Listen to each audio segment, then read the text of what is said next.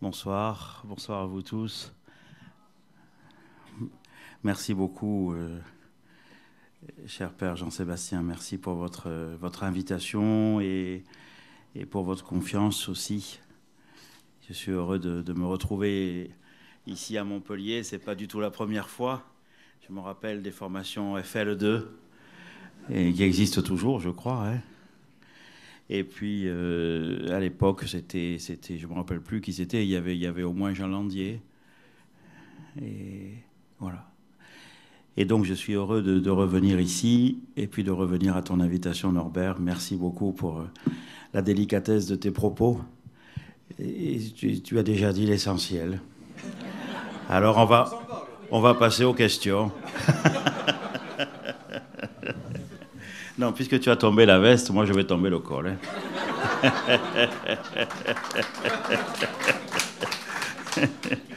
Voilà.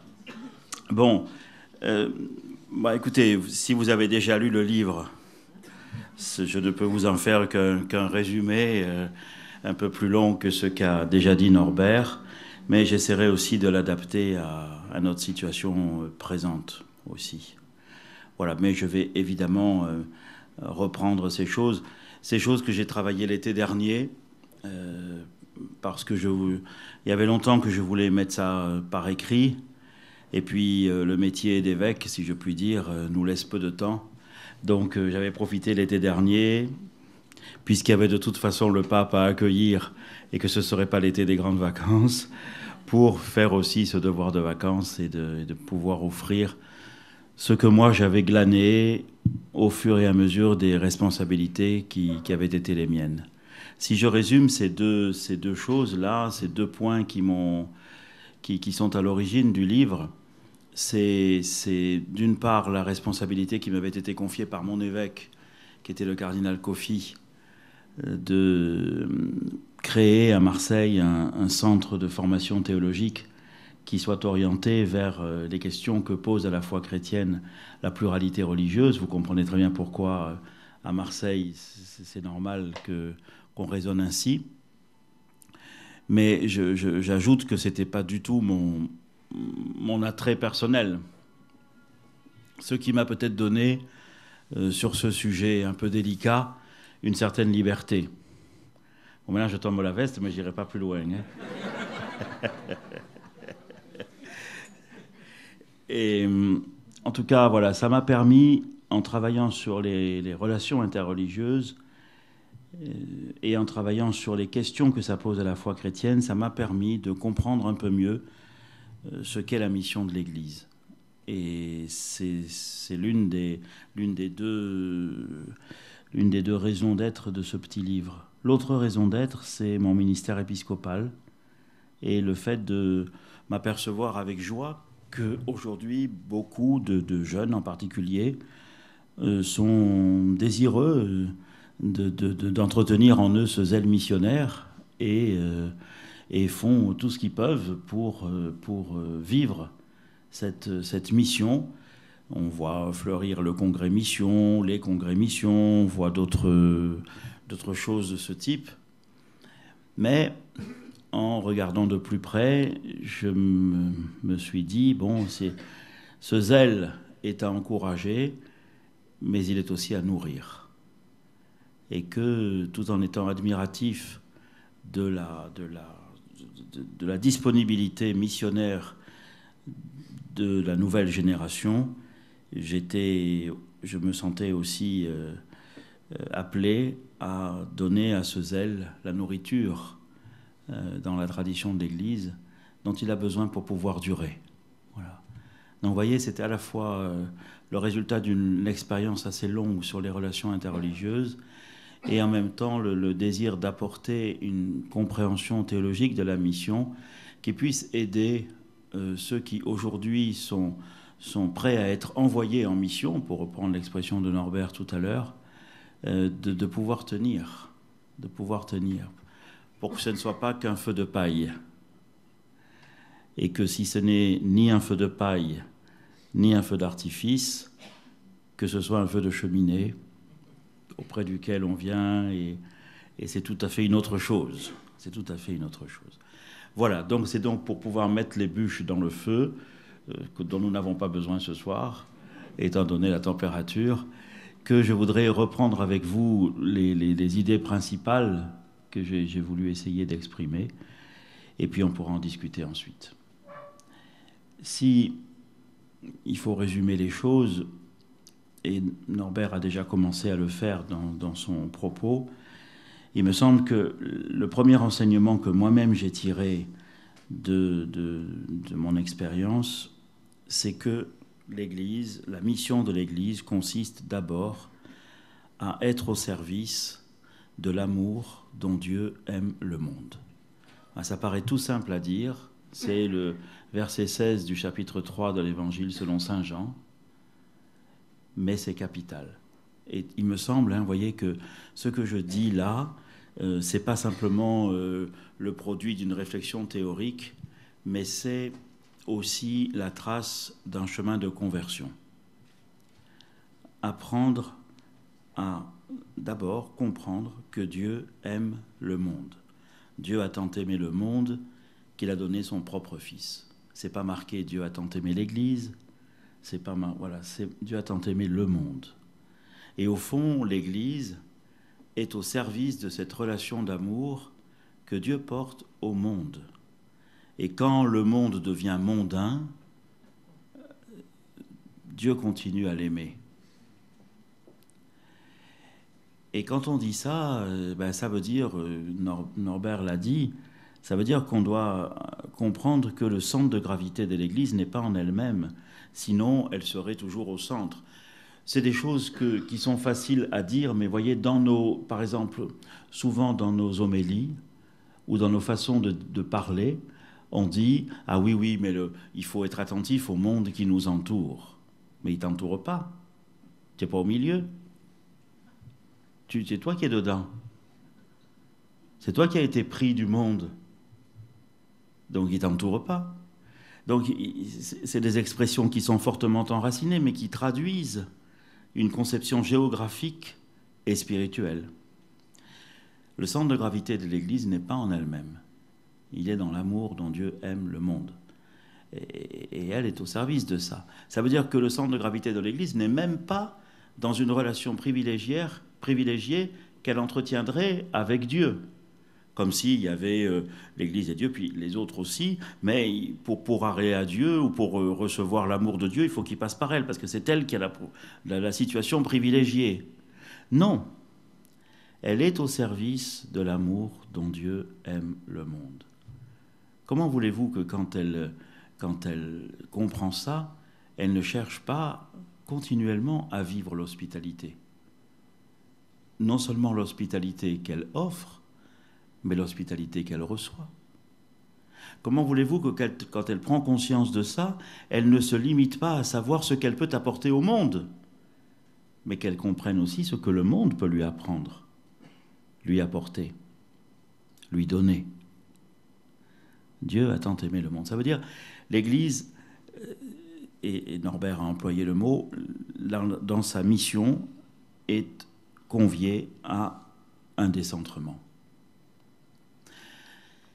J'avais travaillé, et nous venons de fêter le 6 août dernier le 60e anniversaire de la publication de ce texte, j'avais travaillé la première encyclique de Paul VI, Ecclesiam Suam. On vient de fêter les 60 ans le 6 août. Le 6 août était une date importante pour Paul VI. Il avait donc choisi la transfiguration. C'était une fête très importante pour lui, dans sa vie spirituelle à lui. Il avait d'ailleurs même dit que c'est ce jour-là qu'il aimerait être accueilli au ciel. Et il est mort le 6 août 1978. Et le 6 août 1964, c'est donc sa première encyclique qui s'appelle Ecclesiam Suam. C'est un texte facile à lire que, puisque vous faites des études de théologie, je vous conseille. Il n'est pas long celui-là, puis il est facile à lire. Mais il y a ce que Paul VI effectue dans ce texte, c'est d'attirer l'attention sur le fait que pour bien comprendre la mission de l'Église, il faut travailler sur ce que nous confessons de la révélation de Dieu. C'est comme si, pour bien comprendre ce que le Seigneur attend de nous dans la mission, il fallait bien réfléchir à ce que nous confessons de lui à propos de sa révélation. Dis-moi comment tu crois que Dieu se révèle, et je te dirai du coup comment tu perçois la mission de l'Église. Pour le dire avec des mots plus savants qu'ici je peux prononcer, on dira que Paul VI, dans l'Ecclesiam Suam, au numéro 64, 67, etc., a fondé une théologie dialogale de la mission sur une théologie dialogale de la révélation. C'est-à-dire, il dit que nous confessons que Dieu, pour révéler qui il est, a choisi, c'était ni obligatoire ni automatique, si je puis dire, a choisi d'engager avec l'humanité un dialogue. C'est ça que la Bible raconte sous la forme d'une histoire d'alliance. Voilà pourquoi d'ailleurs ce mot alliance est si important. C'est-à-dire que Dieu, pour dire qui il est, nous confessons avec nos frères juifs que c'est en parlant à Abraham, en parlant avec Moïse comme avec un ami, etc., etc., c'est-à-dire en engageant la conversation, que Dieu peu à peu a révélé qui il était. Et qui il était, ça tient en quelques mots que le livre du Deutéronome redit comme un refrain, il est proche. Quelle est la grande nation qui pourrait dire que ses dieux sont plus proches d'elle que notre Dieu est proche de nous? Il est proche. Et il s'engage. J'ai entendu la misère de mon peuple. J'ai entendu son cri. J'ai vu sa misère. Et j'interviens. La révélation de Dieu, c'est l'engagement de Dieu. C'est l'engagement de la conversation et l'engagement dans l'histoire.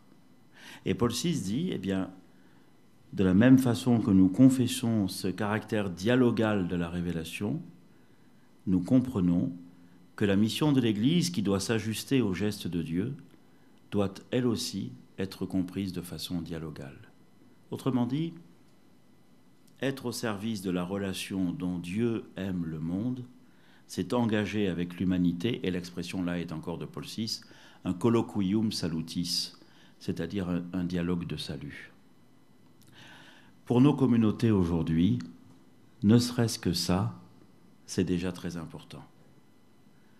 Que nos communautés ne se croient pas le centre du monde, ni le centre du quartier. On est là, on vit, on se tient là. Voilà, se tenir là. C'est aussi la façon dont on décrit la présence de Jésus à plusieurs endroits de l'évangile de Jean, y compris au dernier chapitre, qui récapitule bien des choses, le chapitre 21.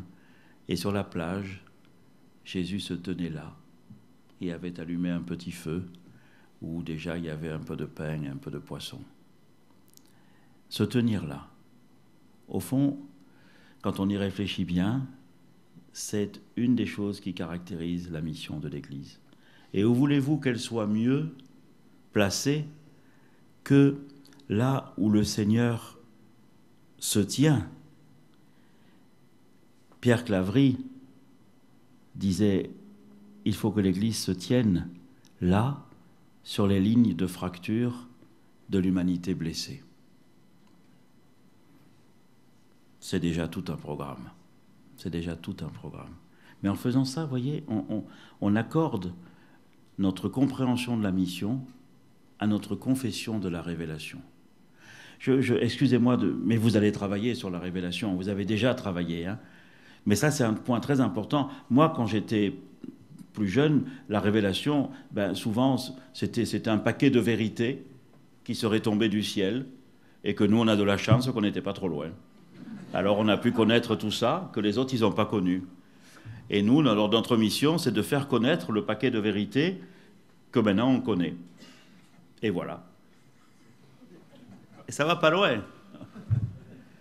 Mais s'il s'agit d'entrer dans l'engagement de Dieu, de se tenir là et de comprendre que tout ça est une histoire d'amour, que Dieu a tant aimé le monde qu'il a donné son propre Fils et que toi tu n'es là que pour être au service de cet amour dont Dieu aime le monde, alors c'est là une des caractéristiques fondamentales et simple, au fond, de la mission. Il y en a une deuxième. Alors premièrement, c'était servir la relation d'amour de Dieu pour le monde. La deuxième, c'est croire en la promesse. Ça, c'est très important aussi, croire en la promesse. Vous vous rappelez dans la Bible, justement, comment commence cette relation, cette conversation de Dieu avec son peuple, avec Abraham. En toi seront bénies toutes les nations de la terre. D'abord, va vers le pays que je t'indiquerai, etc., etc. Mais en toi se béniront toutes les nations de la terre. Alors que lui, il a même pas un fils. Et c'est la promesse. Et cette promesse va revenir dans l'histoire, dans le Pentateuque, et après avec les prophètes. Et au fond, si on réfléchit à la mission de l'Église en prenant appui sur la promesse, alors on est obligé de réfléchir, et Norbert l'a indiqué tout à l'heure, à la relation entre la foi chrétienne et la foi juive. Quand j'étais étudiant, on nous a pas beaucoup formés à ça. Moi, je l'ai découvert peu à peu. Pas seulement parce qu'à Marseille, il y a une communauté juive importante, 80 000 personnes à peu près, mais surtout parce que quand on veut réfléchir aux relations de l'Église avec les autres traditions religieuses, on est obligé de passer par la case du judaïsme. Et puis j'ai découvert aussi, en y travaillant, que c'était ça le chemin qu'avaient suivi les pères du Concile Vatican II.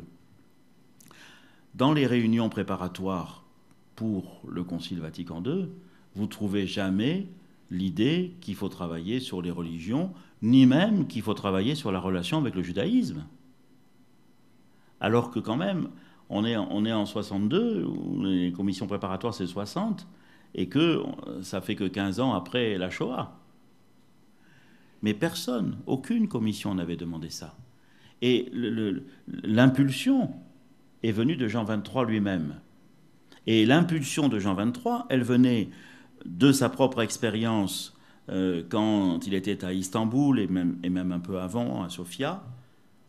Mais elle venait aussi de la rencontre avec un homme qui a été aussi un prophète du XXe siècle, d'une certaine façon, qui s'appelait Jules Isaac. Cet historien, les plus anciens connaissent les Malais Isaac, cet historien juif, qui avait écrit un bouquin qui s'appelle Jésus et Israël, qu'il avait commencé pendant la guerre. Mais c'était un bouquin parmi d'autres. Il a été aussi à l'initiative de groupes de travail d'historiens allemands et français pour relire la Première Guerre mondiale ensemble et éviter que chacun de chaque côté ne rejette sur l'autre la faute de ce conflit. Et c'est la raison pour laquelle, d'ailleurs, n'étant pas tout à fait en accord avec la propagande de l'État, il avait été écarté de fonctions universitaires auxquelles, cependant, sa formation et ses diplômes lui donnaient droit. Mais donc, Jules Isaac avait commencé Jésus et Israël, et puis voilà, au cœur de la guerre, son épouse et plusieurs de ses enfants ont été enlevés, le Veldiv, les camps, et ne sont pas revenus.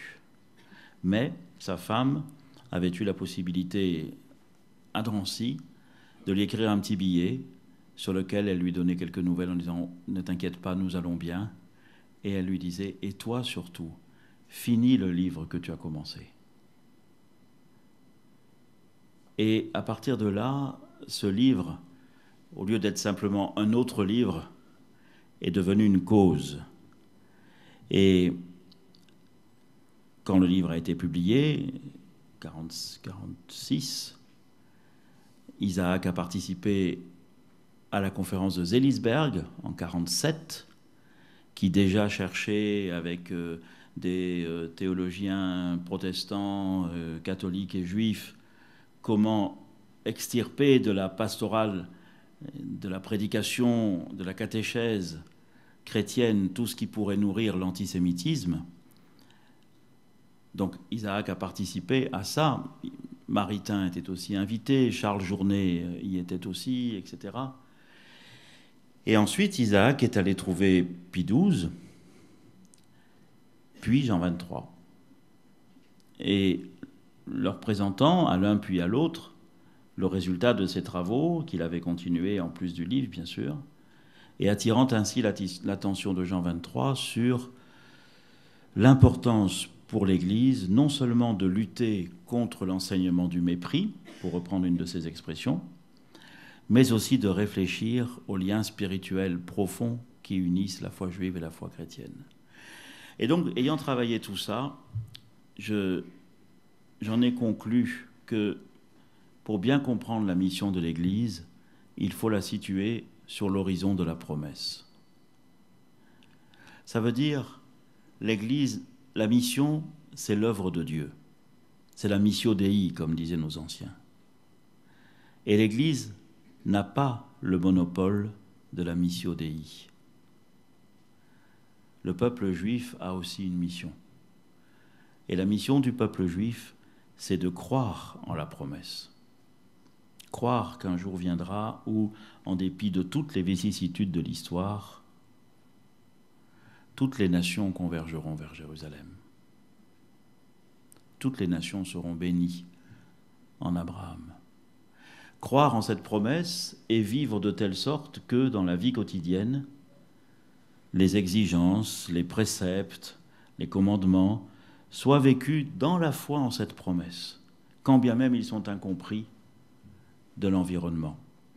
Et là, alors, on peut s'interroger, nous, parce que combien de fois on nous a dit « Oui, mais nous sommes une religion de l'amour, hein, et les Juifs, c'est une religion de la loi. » Heureusement qu'on est de ce côté. Et puis nous, comme si on réduisait la foi juive à l'exécution un peu automatique de préceptes. Et comme si nous, heureusement, un peu plus évolués, nous étions capables d'une religion de l'amour qui va bien au-delà du respect de ces préceptes. Et vous voyez bien tout le raccourci dangereux qu'il y a là.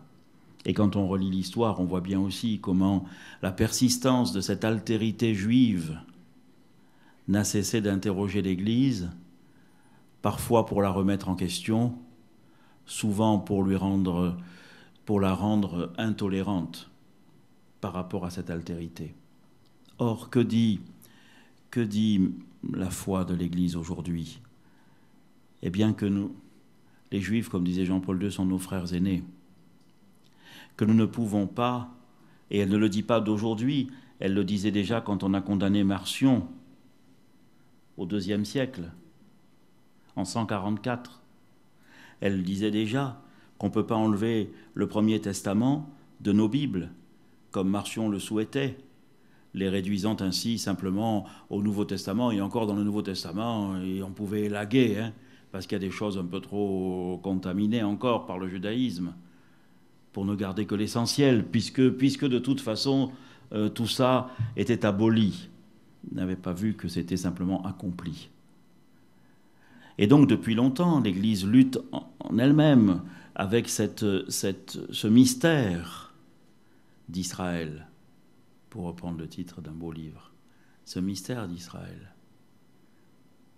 Et pour comprendre qu'elle ne peut elle-même comprendre son identité sans faire place à cette altérité qui lui est constitutive. Jamais on ne pourra donner une Bible chrétienne dont on aurait extrait l'Ancien Testament comme si tout était dans le Nouveau. Non. Voyez ce que ça veut dire pour nos communautés. Longtemps dans la liturgie de l'Église, on n'a pas lu les textes de l'Ancien Testament. Longtemps. Et parfois encore aujourd'hui. Là, il y a quelque chose qui, vous voyez, c'est de l'ordre de la conversion, et encore une fois du décentrement, parce que tu n'es pas tout seul dans la missio Dei. Et alors cette compréhension de la mission de l'Église greffée sur la foi juive, parce que nous ne sommes pas dispensés de croire en la promesse. Non, au contraire même. Mais s'ajoute à cela pour nous le commandement missionnaire qu'il n'y a pas pour les Juifs. Nous, il y a Matthieu 28. Allez de toutes les nations, faites des disciples et baptisez-les au nom du Père et du Fils et du Saint-Esprit. Donc, vous voyez, pour la mission de l'Église, il y a l'horizon de la promesse et le commandement de la mission. Mais le commandement de la mission sans l'horizon de la promesse, mais c'est déprimant. Aujourd'hui, je vois souvent dans des communautés l'œil inquiet de communautés plus petites, de plus en plus petites, l'œil nostalgique du temps où nous n'étions pas minoritaires, l'œil jaloux parce que du côté des évangéliques, ils construisaient des églises et nous on les ferme. Voyez, toutes ces choses qui nous guettent spirituellement, alors que si l'on comprend que la mission n'est pas notre œuvre, c'est l'œuvre de Dieu, que la mission est sur l'horizon de la promesse, et que nous apportons cette contribution à la réalisation de la promesse à travers non seulement notre foi en cette promesse, mais aussi le commandement missionnaire. Alors le cœur s'apaise. Non pas que le zèle diminue, mais le zèle gagne en humilité et en certitude que tout ça, c'est la grâce de Dieu. Et des fois, je vois des pasteurs, des prêtres, inquiets et presque en désarroi, quand ce n'est pas un burn-out, simplement parce qu'ils ont oublié la promesse. Même si la situation est délicate, même si il n'est pas facile d'apprendre ou de réapprendre à vivre en minorité, la mission est entre les mains de Dieu. Et là, le texte de Joseph Ratzinger, auquel Norbert a fait allusion tout à l'heure, a été effectivement très important pour moi. Il écrit, c'est aux pages 178-179 du Nouveau Peuple de Dieu, c'est un petit bouquin qui s'appelle Le Nouveau Peuple de Dieu, et qui est vraiment très éclairant pour beaucoup de choses. Il écrit « La mission de l'Église consiste à accompagner la marche de Dieu vers les peuples du monde. » Vous voyez la promesse, croire en la marche des peuples vers la Jérusalem, et le commandement missionnaire, accompagner la marche de Dieu vers les peuples du monde. Et il dit, la mission n'existe pas malgré la promesse, mais grâce à la promesse. Et la promesse donne à la mission, alors je ne sais plus quel est le mot qu'il emploie, mais ce que j'évoquais en disant cette détermination paisible et confiante. Aujourd'hui, dans nos communautés, il me semble que ça, c'est très important, de bien situer la mission de l'Église sur l'horizon de la promesse et de ne pas se laisser entraîner avec, vous savez, ces regards à la fois nostalgiques, jaloux ou inquiets. Non. On fait notre travail et on le fait en croyant. Et en demandant à Dieu, bien sûr, que la promesse se réalise et qu'il nous aide à l'aider à être réalisée. Quand on comprend ça, vous voyez bien que d'abord avec le peuple juif, mais avec les autres aussi, on est amené à une fraternité. Tout à l'heure, on était amené à l'hospitalité. Maintenant, on est amené à une certaine fraternité. Et combien encore nous avons de la marge de progression pour une fraternité réelle avec le peuple juif. C'est d'autant plus compliqué que les événements du monde rendent aujourd'hui ces choses périlleuses, difficiles, surtout quand tout est fait pour que l'on croie que faire valoir cette relation privilégiée de la foi chrétienne avec la foi juive, c'est aller dans le sens de la politique du gouvernement israélien. Aujourd'hui, c'est délicat de dire ces choses, mais il est bien nécessaire si l'on va dans le sens de la fraternité, de pouvoir dire à quel point les Juifs sont nos frères aînés, sans pouvoir en même temps, sans pouvoir pour autant cautionner une attitude qui est tout sauf fraternelle. Donc il importe aujourd'hui de bien tenir ça. L'exigence de justice et de fraternité, une vie humaine israélienne ne vaut pas 10, 100, 1000 vies humaines palestiniennes. Comme parfois on a l'impression en écoutant ce qui se dit que c'est ainsi qu'on pense. Et cependant, nous avons une relation du point de vue de la foi décisive et des liens spirituels décisifs pour nous, pour notre propre compréhension, avec la foi du peuple juif.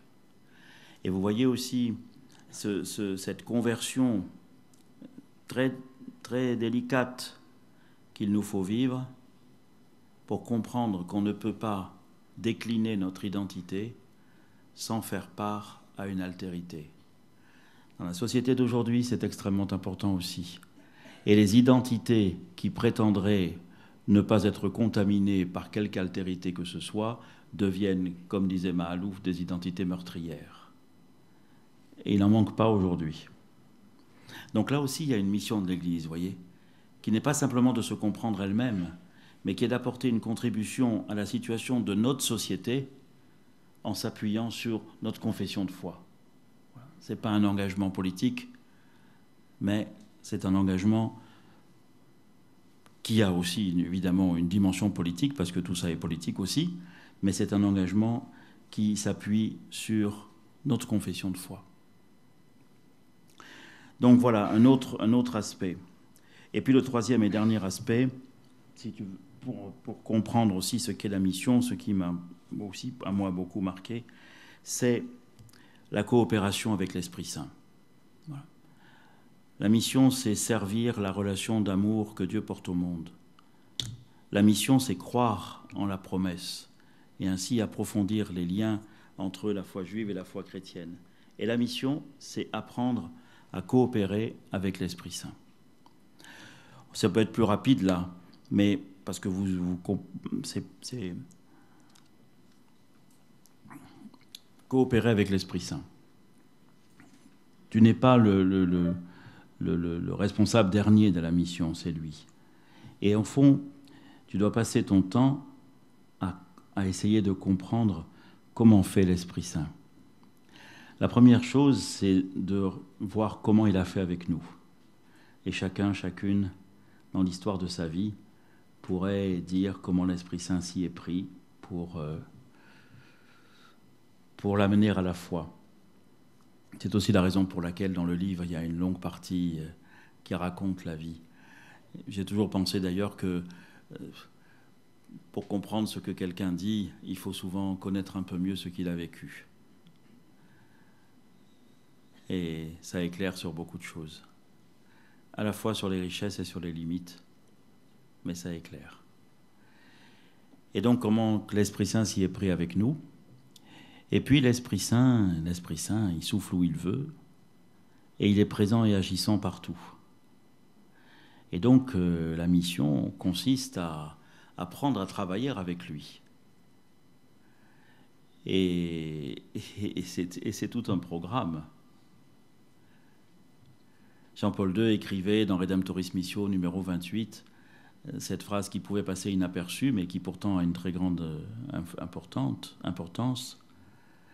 L'Esprit Saint est présent, disait-il, je cite, non seulement dans les individus, est présent et agissant, non seulement dans les individus, mais aussi dans l'histoire, dans la société, dans les cultures et dans les religions. Jean-Paul II. 1990. 7 décembre 1990. Et donc, pour que l'Église accomplisse sa mission, là aussi, il lui faut une conversion qui est un décentrement. Premier décentrement, elle est au service de l'amour de Dieu pour le monde. Elle est là, elle n'est pas la destinataire exclusive. Deuxième décentrement, elle n'est pas la seule à œuvrer dans la mission. Troisième décentrement, elle doit travailler avec l'Esprit Saint, qui la forme comme Église par les sacrements et qui la requiert pour travailler avec lui, un peu comme il avait requis Pierre pour apporter la parole à Corneille. Et de la même façon, il faut une Église témoin, comme Pierre l'est, témoin du Fils, pour que l'Esprit puisse faire son travail et porter la parole à Corneille. Nous ne serons jamais que des pierres pour les corneilles, si je puis dire. Mais nous sommes ça. Et il faut cette Église de témoins. Vous voyez, c'est très important aussi. Et comment marche cette coopération? Nous l'expérimentons régulièrement. Et nous voyons bien que c'est l'Esprit Saint qui prépare le terrain, qui prépare le cœur de l'interlocuteur, qui parfois ajuste de l'intérieur la serrure de son cœur à la clé du royaume. Et puis quand les choses sont prêtes, quand les choses sont mûres, alors le disciple, comme Pierre, avec ses clés d'ailleurs, n'a plus qu'à ouvrir. Le disciple inconscient dit « moi j'ai converti, hein. Moi, vous comprenez, je l'ai rencontré, et ça y est, c'est bon. Hein. Et voilà, et toi ?» On voit ça déjà, des fois, hein, quand il y a le zèle un peu... Et comme si on oubliait le travail de l'Esprit Saint. C'est lui qui, de l'intérieur, a ajusté la serrure pour que quand toi, tu arrives avec la clé, ça marche. Mais il a fallu du temps. Et toi, tu aurais pu essayer avant avec ta clé, mais ça ne marche pas. Et donc, il faut que toi, tu apprennes à comprendre comment l'Esprit s'y prend. C'est tant un travail de l'Église. Je le dis souvent aux prêtres, parce qu'on est, mais ça vaut aussi pour d'autres baptisés, hein, mais on est, vous savez, pourquoi on fait tant de choses pastorales? Pourquoi on va visiter des gens? Pourquoi on se tient comme ça le plus possible à parler avec les uns et les autres, à aller voir des familles? Pourquoi? Parce qu'on veut apprendre comment fait l'Esprit, et pour pouvoir coopérer avec lui, pour pouvoir dire peut-être une parole que nous, on ne se rend pas compte, mais en fait, ça va beaucoup compter pour cette personne. Peut-être que des fois, on en dira beaucoup, beaucoup, beaucoup, et qu'il n'y en a qu'une, et que ce n'est pas celle, d'ailleurs, qu'on avait pensée. Mais ça ne fait rien. On apprend, vous voyez. C'est pour ça que le ministère ordonné, c'est aussi un ministère. C'est dans la visitation. C'est Marie, elle arrive chez Élisabeth, c'est le petit qui l'a fait courir. Déjà, si je puis dire, jusqu'aux montagnes de Judée. Et puis elle arrive, et puis elle ne sait pas quoi dire. Et pourtant, elle le porte en elle, mais elle ne sait pas quoi dire. Et alors c'est Élisabeth qui commence par lui dire des choses. Et Marie l'écoute. Et Élisabeth, elle lui confirme des choses que Marie, elle avait dans le cœur. Mais enfin bon, là maintenant c'est sérieux, hein, qu'Élisabeth lui a dit. Et alors sort le Magnificat. Mais nous, on fait pareil. On écoute. Et l'Esprit Saint, c'est l'Esprit Saint qui fait ce travail de rencontre et qui permet de sortir les Magnificats de toutes les cultures. Et donc l'Église, elle a pour tâche, voyez, de travailler avec l'Esprit Saint pour l'annonce de l'Évangile. Saint Irénée disait, le Père, comme un potier, travaille avec ses deux mains. Le Fils et l'Esprit sont les deux mains du Père. Et nous avons à être témoins du Fils, puisque nous confessons un homme qui s'appelait Jésus et qui est passé en faisant le bien. Nous disons qu'il est le Messie, et ce fut un Messie crucifié.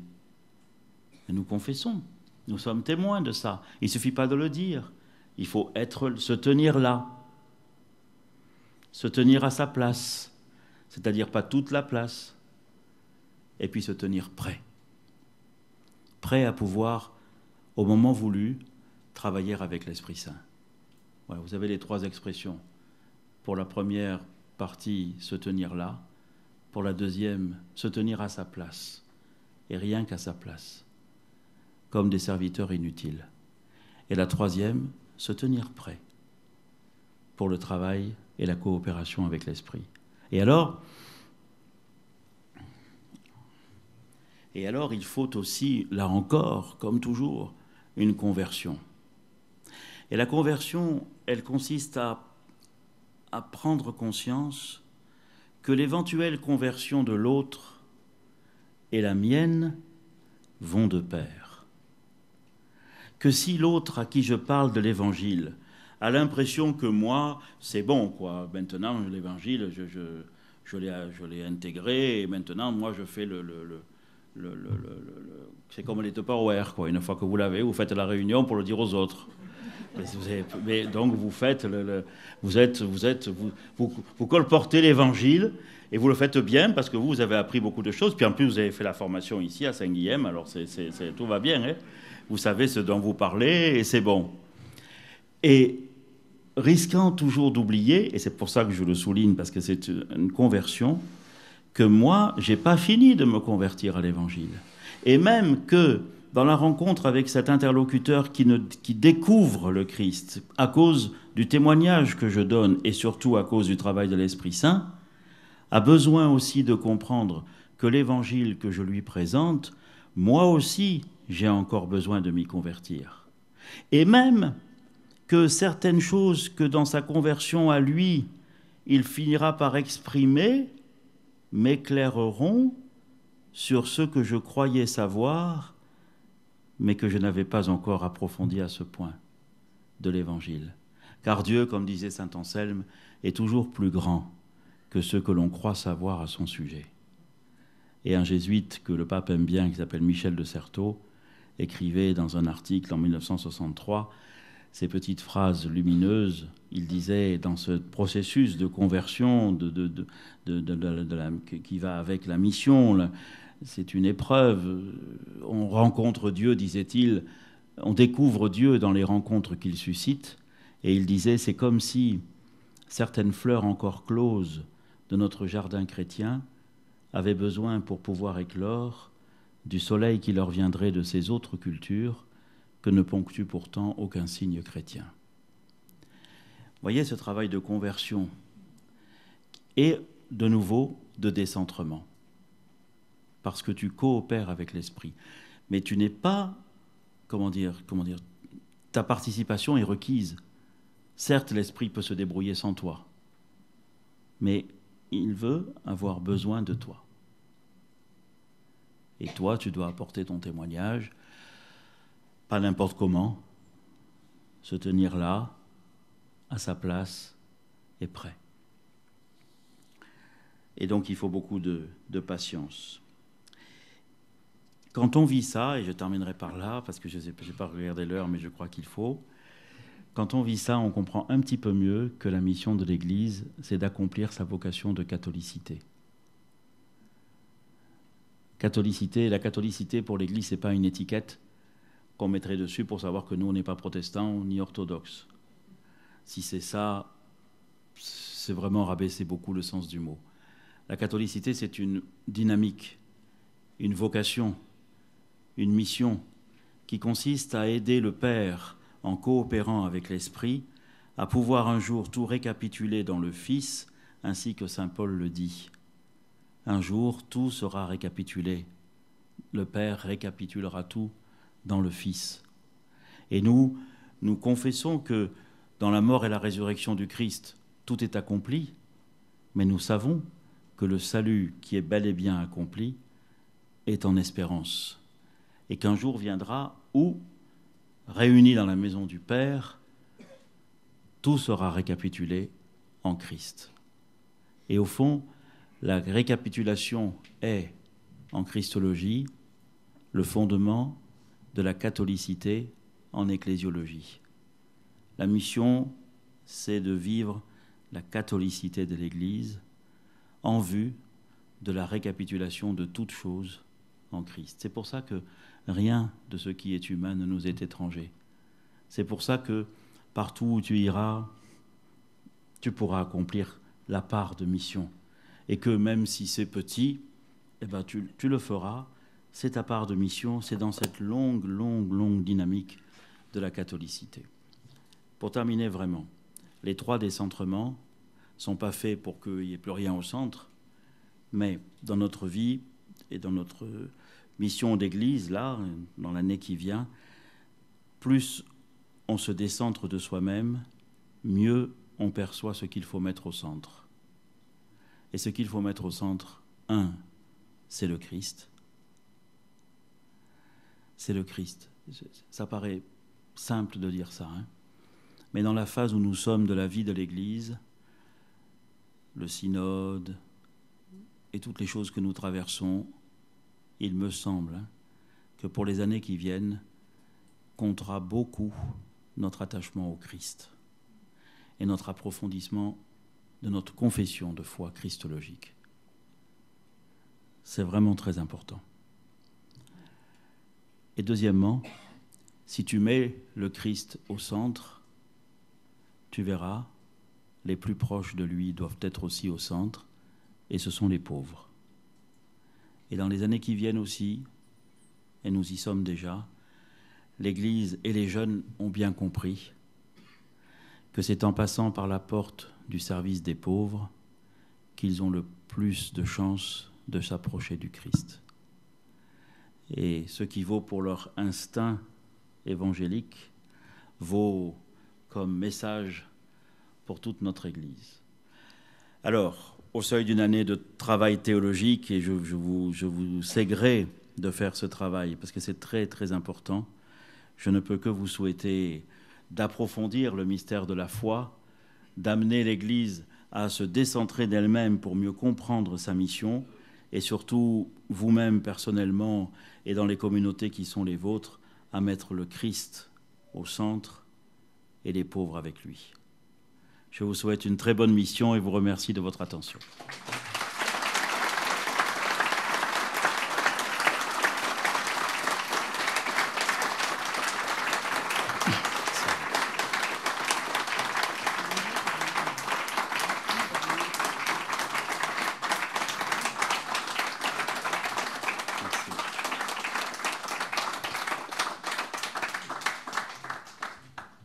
Voilà, Monsieur le Cardinal, merci infiniment pour cet enseignement où on a balayé théologie fondamentale, christologie, ecclésiologie, missiologie, théologie pastorale. Et trinitaire. Et trinitaire. Merci beaucoup. Vous nous avez particulièrement invités au dialogue, puisque le dialogue est le cœur de la mission, et si j'ai bien compris, la mission, c'est le dialogue. Eh bien, nous allons prolonger nos échanges maintenant entre nous. Vous allez pouvoir poser des questions, que vous soyez à Béziers, que vous soyez dans le hall ou que vous soyez dans cette salle. Nous avons un petit temps pour pouvoir recevoir vos questions.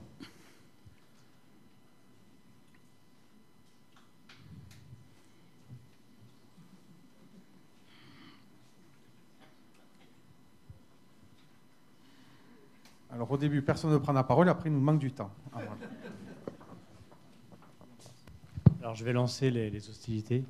Merci beaucoup pour votre conférence.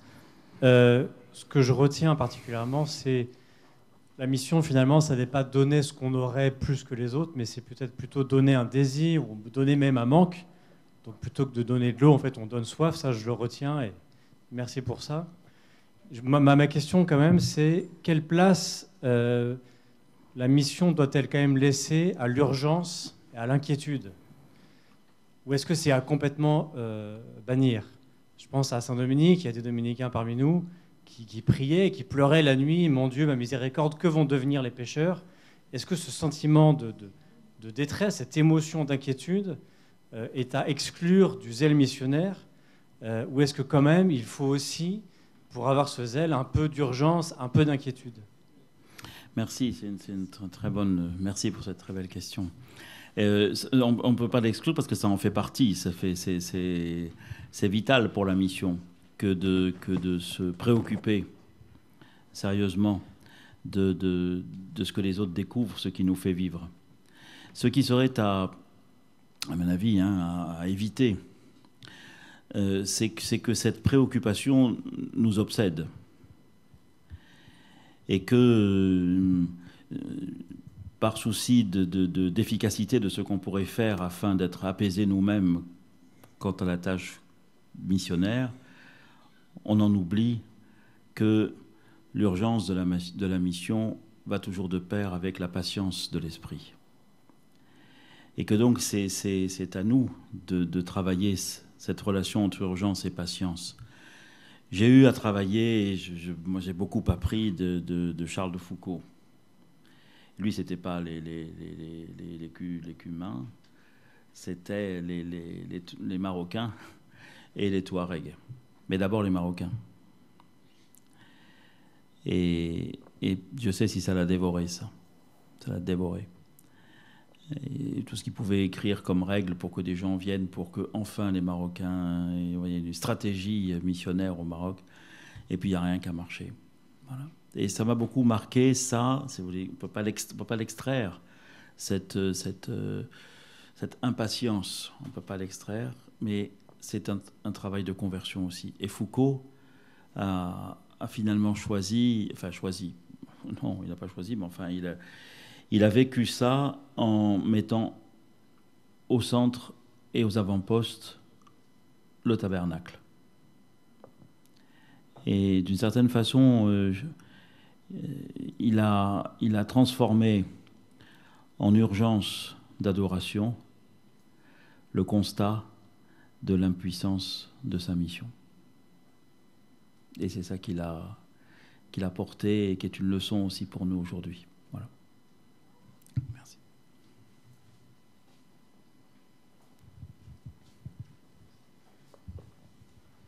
Cher Père, vous nous avez donné, je vais prendre une image, des étincelles missionnaires qui sont à même d'embraser un peu ce monde dans lequel on se trouve. On va essayer de se les approprier. On aura un congrès mission ici à Montpellier à la fin du mois de septembre. Qu'est-ce que vous sentez qui est plus propice à s'embraser aujourd'hui, justement, par rapport à ce que vous avez mentionné, qui répond à des attentes? Vous avez évoqué le visage des pauvres sur lesquels il faut investir. Est-ce qu'il y a des attentes spirituelles? Est-ce qu'il y a une présentation plus forte du visage du Christ, une dimension plus fraternelle? Qu'est-ce que vous sentez aujourd'hui qui pourrait être, dans l'élan missionnaire, plus inflammable par l'Esprit Saint? Merci Vincent. Merci, heureux de te voir là.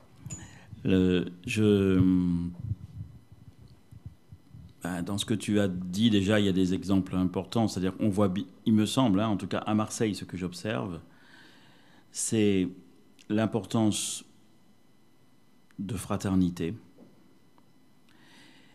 Et à travers ça, il y a quelque chose d'inflammable, effectivement. C'est-à-dire, surtout chez des jeunes, des petites fraternités, des petits foyers de fraternité qui existent, qui sont confessants sans être angoissés, mais qui existent et qui peu à peu attirent. Je vois la montée de la participation à la messe des jeunes à Marseille avec la paroisse Notre-Dame-du-Mont. On est parti de presque rien et c'est plein. Et ça passe par ces petites fraternités, voilà, entretenues, nourries. C'est la deuxième chose, ça, c'est la nourriture. C'est la nourriture intellectuelle. Pour que voilà, on montre aussi, c'est pas qu'on montre, mais c'est qu'on approfondisse l'intelligence de la foi. Ça aussi, c'est très important aujourd'hui. Et je vois le succès. Moi, j'ai lancé il y a 3 ans une école cathédrale. Ça croît aussi. Il y a ce désir de comprendre, de pouvoir rendre compte de sa foi. Et voilà, et ça se multiplie. Ça aussi, c'est inflammable. Voilà. Et puis, il y a, je ne sais pas comment le dire, c'est pas maso, mais la difficulté. C'est-à-dire d'avoir quelques projets un peu ambitieux et pas faciles. Par exemple, je vois les communautés style Le Rocher ou le truc Bernadette ou je ne sais pas quoi encore. Il y en a plusieurs comme ça à Marseille où l'importance du défi est aussi stimulant. Voilà. C'est-à-dire que ce qui attire aussi, c'est pas une situation qui serait dans une espèce de routine, mais il y a des quartiers difficiles, abîmés par la drogue, rongés par la pauvreté. À Marseille, le nombre de personnes qui vivent dans la rue a augmenté encore énormément l'année dernière. C'est plus de 100 000 personnes. Enfin, c'est énorme. Et donc, pouvoir, comme petite communauté chrétienne, essayer d'être là et de servir, et ben ça aussi, c'est stimulant. Voilà. La porte du service des pauvres, la fraternité, l'intelligence de la foi, qui permet aussi de nourrir ce que l'on pense et ce que l'on vit. Voilà. Ici aussi à Béziers, il y a une question. Une participante pourrait prendre le micro et partager sa question. Alors, parlez lentement, s'il vous plaît. Ça coupe un peu ici. Bonsoir, Monseigneur Aveline, et merci Bonsoir. pour votre intervention, puis toutes les informations qualitatives que vous nous avez apportées. Ma question est simple, c'est de plus en plus de musulmans quittent l'islam et souhaitent se convertir. Ils reçoivent une pression communautaire très forte, donc ça peut être de la famille, ça peut être leur entourage. Donc est-ce que nous serons formés pour les aider, les accompagner, voire pour certains les protéger? Merci. Oui, merci pour votre question. C'est pas simplement nous qui avons besoin de nous former pour comprendre, etc. Mais c'est aussi eux qui ont besoin aussi d'un accompagnement spécifique, y compris d'ailleurs de formation à la foi chrétienne. À Marseille, vous imaginez bien, hein, nous sommes passés d'une centaine à presque 400 catéchumènes, et la proportion est toujours de 10% de personnes qui viennent de l'islam. Et nous avons beaucoup de marge de progression, comme dit l'autre. Parce que c'est délicat. Les personnes qui arrivent de l'islam, on en a fait, j'ai fait quelques petites réunions avec elles, etc., mais à la fois elles ont besoin d'être accompagnées de façon spécifique et aussi de ne pas être considérées comme un groupe à part. Et puis c'est pas parce qu'elles viennent de l'islam qu'elles ont en commun des milieux sociaux, voyez, un certain rapport à la religion. Donc c'est très difficile j'ai essayé déjà, hein, on a essayé, hein, de les rassembler, de travailler ensemble à cause de ça. Cependant, nous avons vraiment beaucoup de progrès à faire dans l'accueil, la protection, hein, vous avez dit, c'est tout à fait vrai. C'est tout à fait vrai. J'en ai eu encore un exemple cette semaine. Et là, nous sommes assez démunis. Voilà. On fait ce qu'on peut, mais on fait ce qu'on peut, c'est déjà pas mal, si vous voulez, mais c'est pas suffisant.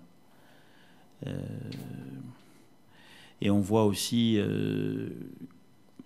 que les choses ne s'arrangent pas, c'est-à-dire que la pression familiale est forte, diminue pas. Et selon les pays aussi d'origine. Voilà. Donc je ne sais pas trop quoi répondre à votre question, si ce n'est que vous mettez le doigt sur un phénomène réel, important, et qui demande de notre part plus que ce que nous faisons, me semble-t-il. Peut-être, toi, tu peux dire, Norbert, ce qui se fait déjà au niveau de... Il est là, le micro, tiens. Ah, pardon. Voilà, je crois quand même qu'il faut qu'on soit prudent. La conversion des musulmans est très particulière. Je crois qu'il faudrait qu'on oublie l'idée que si un musulman quitte sa religion, c'est parce qu'elle est mauvaise. Je crois que si un musulman quitte sa religion, c'est pas pour la juger négative, c'est parce qu'il a trouvé le salut en Jésus-Christ. Et ça, je crois que c'est important aussi que dans la manière dont on accueille donc des catéchumènes musulmans, on respecte aussi ce qui a été leur première religion. Voilà. Voilà. Et ensuite, qu'on accueille aussi ce passage, cette rencontre qu'ils ont faite avec le Christ, et qui les conduit à demander le baptême. Je crois qu'il faut qu'on soit extrêmement prudent pour que nous-mêmes, nous ne jugions pas, et qu'on ne dise pas à un catéchumène « Ah, ta religion est mauvaise, nous, on a la vraie religion ». Je crois qu'il faut qu'on fasse attention à ça. C'est un petit peu ce qu'on travaille, que tu avais déjà initié quand tu étais président du Conseil pour les questions interreligieuses, et qu'on travaille aussi dans le service des relations avec les musulmans. On va prendre une question d'une personne qui est dans le hall de Villa Maguelone, donc on ne peut pas la voir puisqu'il n'y a pas de caméra, mais eux nous voient. Donc Yves, si tu m'entends. Oui, bonsoir. Vous pouvez poser votre question. Quand on parle des pauvres, moi, il y a quelque chose qui me touche profondément, c'est-à-dire qu'on peut faire des dons à des associations, on peut aider, même si on a la possibilité d'aider physiquement, on peut aider d'une manière en faisant des dons.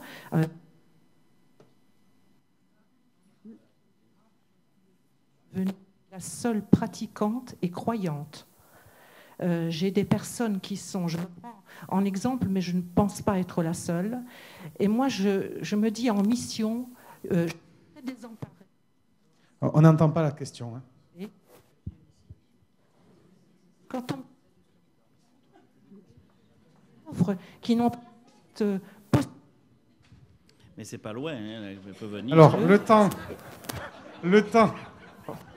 Non, parce que c'était très bien du point de vue qualité technique de montrer tout ça. Enfin, après, alors, on va prendre le temps que le temps qu'on vous donne le bon micro, je prends une question ici. Il y avait une question. Oui, merci. Merci pour ce que vous avez dit. Et j'ai noté et j'ai bu un certain nombre de paroles que vous avez prononcées. Je les ai écrites là. Et j'en note deux. Vous dites qu'il faut se tenir sur les lignes de fracture de l'humanité blessée pour être à l'écoute du monde. Et vous avez dit aussi qu'il fallait se recentrer, mettre le Christ au centre et avec ceux qui lui sont les plus proches, c'est-à-dire les pauvres. Alors tout ça me touche d'autant plus en tant que bénévole du Secours catholique.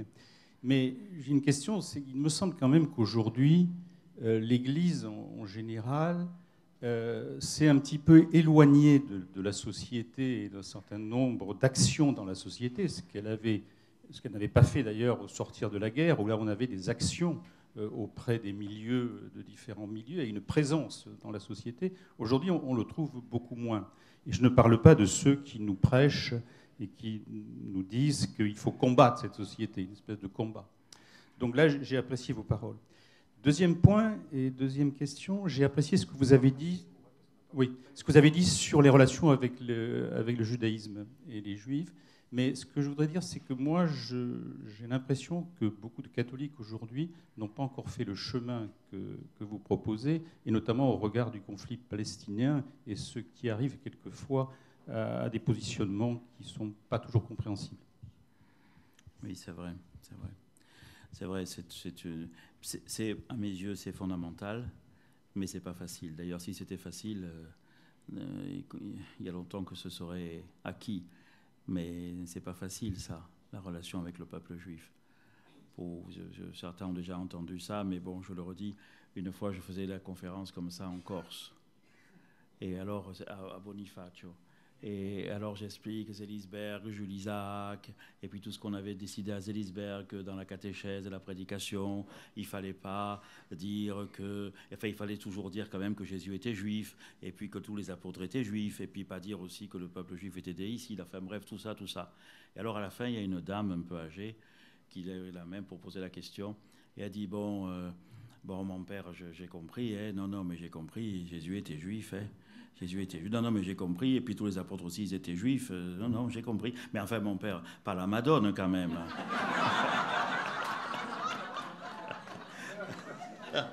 Alors, il y a du travail, quoi. Il y a du travail. Et puis là, c'est vrai, le conflit israélo-palestinien, il y a toujours l'ombre portée de ce conflit sur notre capacité de réfléchir tranquillement à ça. Mais ce que je veux dire, c'est que quand bien même il y a cette ombre portée, c'est très important pour nous de ne pas abandonner la tâche de bien comprendre les liens spirituels avec le peuple juif, même pour le dialogue avec l'islam ou avec le bouddhisme, etc. etc. Tu veux faire ça, passe par la case du dialogue judéo-chrétien. Alors la question du hall est en live maintenant. Pouvez vous lever, madame. Bravo. Oui, très heureuse en tout cas d'être parmi vous. Je vais être obligée de parler de moi parce que finalement, je voudrais étendre le cas personnel au cas général. Je suis devenue pratiquante et croyante en Dieu. Je suis la seule de ma famille à avoir eu cette ouverture et cette richesse. Et quand on parle des pauvres, moi je trouve qu'il y a quelque chose qui manque, c'est-à-dire qu'il y a les pauvres qui sont pauvres au niveau financier, qui sont à la rue, etc. Et nous y sommes très sensibles. Par contre, il y a les pauvres de cœur, enfin je ne sais pas comment les appeler, c'est-à-dire ceux qui, tout autour de moi que je vois, qui sont dans une détresse, dont l'âme, je suppose qu'ils sont en souffrance actuellement, mais ils n'ont pas cet appel vers Dieu. Et moi, je suis très désemparée, et j'aimerais justement qu'on puisse en parler, qu'il y ait une formation pour que je puisse apporter mon expérience d'une manière adroite, parce que j'ai été très maladroite. Parce que quand je suis devenue pratiquante et croyante et que j'ai eu cet appel de Dieu, j'ai dit, allez-y, tout le monde à la messe, il faut aller à la messe, il faut aller prier, vous ne vous rendez pas compte, etc. Parce que j'y voyais une urgence. Et j'ai été extrêmement maladroite. J'ai perdu beaucoup de temps. Alors, qu'est-ce qui se passe dans ma famille ? Eh bien, il y a des gens qui ne comprennent pas ce qui m'est arrivé, j'ai beaucoup changé par rapport à une époque, ça c'est vrai. Et il y a les adultes ne comprennent pas ce qui s'est passé. Par contre, les petits-enfants, ils demandent à être baptisés. J'ai une petite fille qui demande à aller d'elle-même au catéchisme avec accord ou sans de ses parents. Alors, et comment ouvrir les adultes ou les personnes qui n'ont pas cette chance, et moi je les appelle les pauvres aussi. C'est-à-dire, et je suis très maladroite pour présenter Jésus, pour présenter Dieu, pour expliquer ce qui m'est arrivé. Et là, moi, je manque de formation. Voilà. Ici, il y a un programme, j'imagine.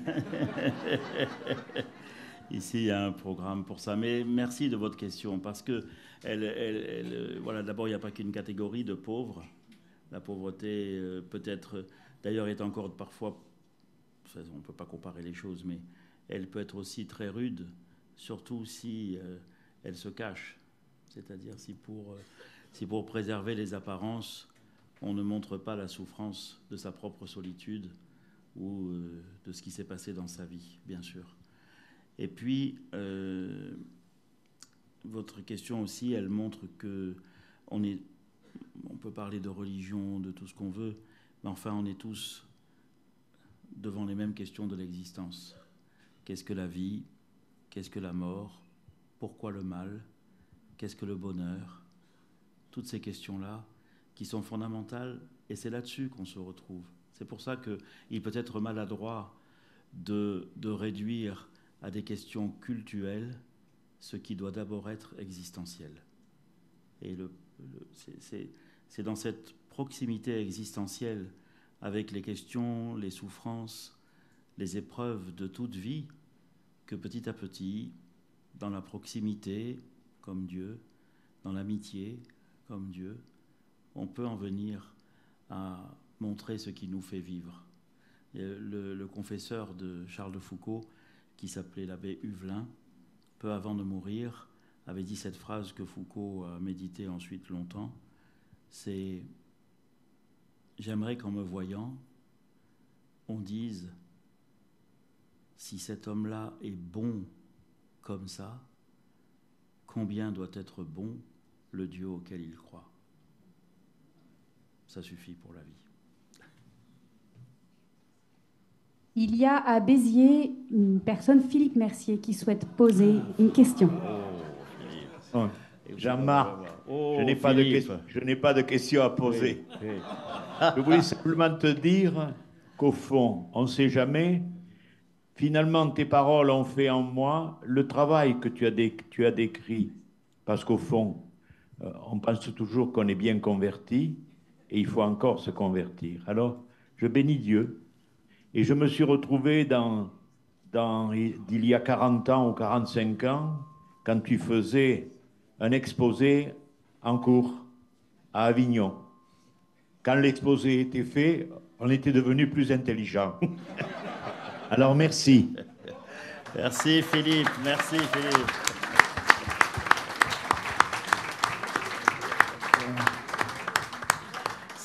C'est que j'avais un bon prof. L'ultime question de la soirée. Ce n'est pas une question, merci Monseigneur, c'est juste une petite réflexion. Nous avons essayé de suivre le pape François qui est venu à Marseille et j'ai juste retenu quelque chose qui m'aide et qui en même temps ouvre beaucoup. Il nous a dit que tout homme et tout chrétien donc doit choisir entre, c'est un peu difficile, entre la fraternité ou l'indifférence face à la pauvreté. C'est difficile de développer, en même temps il faut sans cesse choisir.